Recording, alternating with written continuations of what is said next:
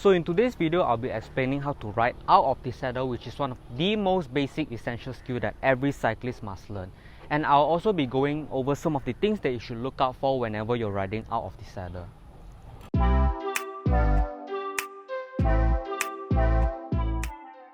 So the first thing to consider is actually the hand position. Now when riding out of the saddle, this can be done in two positions, which is the hoods and the drops. Now the hoods is more suitable for climbing and just riding out of the saddle in general, but the drops position here is more suited towards sprinting or whenever you want to ride fast and put out a lot of power. And then this is where you can ride in the drops. But either way, both positions are fine for riding out of the saddle. But what you want to avoid here is riding out of the saddle in the tops here. Because when you ride out of the saddle in the tops, it's hard to control the bike and often you can lose a lot of balance by riding out of the saddle here. So always change your position first, go into the hoods or the drops before you ride out of the saddle. And apart from the hand position, another thing you want to take note is actually to lower your elbows, because you want to take into consideration that when you ride out of the saddle, you are bringing your body up and forward, which therefore creates a much more bigger frontal area. So what you want to do in order to counter this is to actually lower your elbows. This way you keep yourself low over the front end, and also the weight distribution is a lot more even, which means that in result, it's a lot more easier to control the bike when you're riding out of the saddle.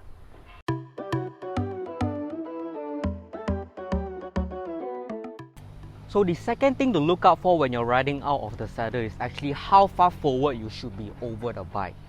Because not many people know where the correct position is whenever you're riding out of the saddle. It's either they go too far back and the saddle keeps hitting the inside of their leg, or they go too far forward where the majority of the body weight is over the front wheel. This can often lead to loss of control over the bike. Here's what I found that really worked for me, and it really helped keep the weight distribution of my body equal throughout the bike, which is to ride out of the saddle to the point where the nose of the saddle here is just gently brushing the inside of my leg. So when I ride out of the saddle, I bring myself forward and up. Remember to bend your elbows to keep yourself low over the front end. And then just have the nose of the saddle very lightly brush the inside of your leg. It should feel very natural. It shouldn't feel like the saddle is getting in your way. But you should also know that the saddle is there. And then that is where and when you know that you are central over the bike and your weight distribution is equal. You're not too far forward, not too far back. And this applies whether you are riding on the hoods or whether you are sprinting in the drops. And also one more thing to take note is when you ride out of the saddle, there should be a very gentle sway of your bike left and right. So when you push down with your right leg, the bike should very gently sway to the left. And then when you push down with your left leg, the bike should very gently sway to the right. It shouldn't feel very excessive. The movement should be very natural. But at the same time, you don't want to look like you are concrete steel and then you look like you are riding in Zwift. So you want to avoid a totally straight bike when you're riding out of the saddle. Keep it natural, keep the flow natural.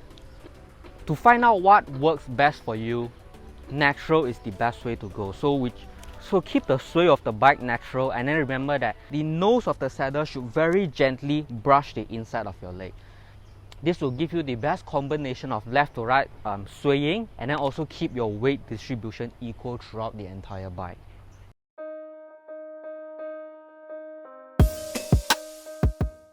So the third thing to consider is actually your pedaling technique.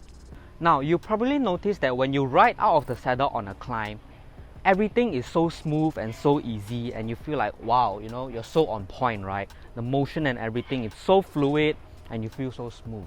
But when the road starts getting flat and you ride out of the saddle on a flat road, you'll probably find that for the first few pedal strokes, everything is okay. But as the speed start increases, so is your cadence.